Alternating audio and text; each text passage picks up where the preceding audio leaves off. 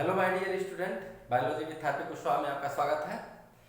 जैसा कि हम रिप्रोडक्शन चैप्टर पढ़ रहे हैं, ह्यूमन रिप्रोडक्शन, और उसमें आज हमारा पार्ट 9 है और इसमें हम देखेंगे oogenesis की प्रक्रिया अर्थात फीमेल में अंड जनन की प्रक्रिया कैसे होती है। तो सबसे पहले हम देखें oogenesis क्या होता है। Formation of ova is known as oogenesis, अर्थात ओवा के निर्माण की प्रक्रिया ही क्या कहलाती है, oogenesis। oogenesis की जो प्रक्रिया है वो फीमेल में एम्ब्रियोनिक डेवलपमेंट के दौरान ही स्टार्ट हो जाता है और ये जब एक एम्ब्रियो कह सकते हैं कि वो 25 वीक्स का होता है तब ही उसमें स्टार्ट हो जाता है और लगभग उसमें 2 मिलियन एक ओवरी में उगोनिया का फॉर्मेशन हो जाता है और दोनों ओवरी में मिला के 4 मिलियन उगोनिया का निर्माण हो जाता है एम्ब्रियोनिक फीटस स्टेज में ही।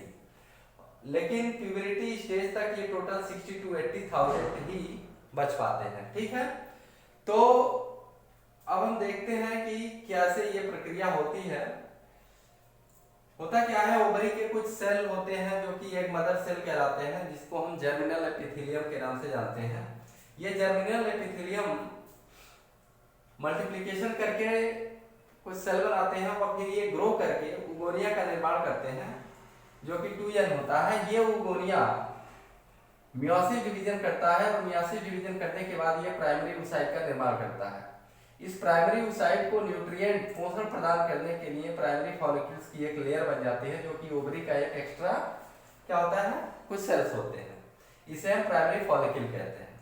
अब ये प्राइमरी oocyte जो होता है वो मियोसिस फर्स्ट के प्रोफेज फर्स्ट के डिप्लोटीन स्टेज में क्या हो जाता है, अरेस्ट हो जाता है, डिवीजन इसका रुक जाता है।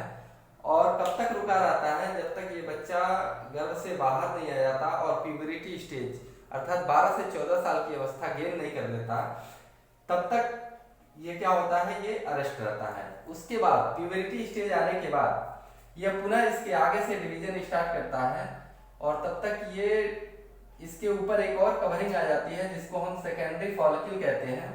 लेकिन ये इसके अंदर अभी भी ये प्राइमरी oocyte ही है, ये भी 2n होता है।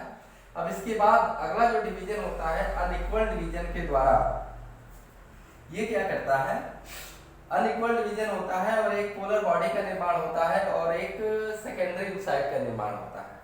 यहाँ से सेकेंडरी जो oocyte होता है ये ओवल्यूशन के दौरान ये सेकेंडरी oocyte रिलीज हो जाता है और ये टर्शियरी फॉलिकल, इसके ऊपर एक और लेयर आ जाता है जिसको हम टर्शियरी फॉलिकल कहते हैं।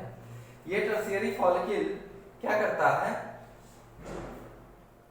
ओवल्यूशन के पश्चात कार्पस ल्यूटियम का फॉर्मेशन कर लेता है। अब ये कार्पस ल्यूटियम बन जाता है जो आगे सपोर्ट करेगा फीटस को। अब यहाँ से ये मियोसिस सेकेंड होता है सेकेंडरी oocyte में और ये स्पर्म जैसे ही इसको मिलता है ये सेकेंडरी oocyte ओवम में कन्वर्ट हो जाता है और फर्टिलाइजेशन के बाद जाइगोट का निर्माण कर देता है और एक सेल इसी से एक सेल बन जाता है जिसको हम कहते हैं सेकेंडरी पोलर बॉडी या सेकेंड पोलर बॉडी। ठीक है, तो इस तरीके से ये oogenesis की प्रक्रिया होती है। एक बार और देख लेते हैं। सर्वप्रथम oogenesis में जो ओवरी का जर्मिनल एपिथेलियम होता है वो क्या करता है, मल्टीप्लिकेशन करके कुछ सेल बनाता है, फिर ये सेल ग्रो करके उगोनिया का निर्माण करते हैं। ये उगोनिया मियोसिस फर्स्ट डिवीजन करता है और मियोसिस फर्स्ट के प्रोफेज फर्स्ट के डिप्लोटीन में ये अरेस्ट हो जाता है। अब ये प्राइमरी oocyte जो होता है के ऊपर एक लेयर बन जाता है जिसको हम फॉलिकल प्राइमरी फॉलिकल कहते हैं। ये इसको न्यूट्रिशन प्रोवाइड करता है। प्यूबरिटी आने के बाद ये पूरा जो अरेस्ट हुआ है ये हट जाता है और पुनः डिवीजन शुरू कर देता है और इसके ऊपर एक सेकेंड लेयर आ जाता है जिसको हम कहते हैं सेकेंडरी फॉलिकल। इन सबका काम है इसको न्यूट्रिशन प्रोवाइड करना। अब यहाँ पे ये एक अनइक्वल डिवीजन होता है जो कि एक पोलर बॉडी का निर्माण करता है और एक सेकेंडरी oocyte का निर्माण करता है। सेकेंडरी oocyte ओवल्यूशन के दौरान ये रिलीज हो जाता है और ये टर्शियरी फॉलिकल जिसको मैच्योर फॉलिकल भी कहते हैं ये अलग हो जाता है और बाद में चल के ये कार्पस लूटियम बनाता है। इसके अंदर एक लिक्विड भरा होता है जिसको हम एंट्रम कहते हैं।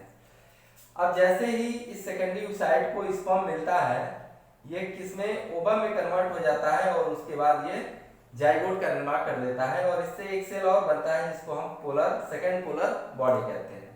तो इस तरीके से ये oogenesis की प्रक्रिया होती है, बहुत ही इम्पोर्टेंट होता है। इसमें बोर्ड एग्जाम में, नीट में, टीजीटी, पीजीटी सभी एग्जाम्स में इससे क्वेश्चन बनते हैं।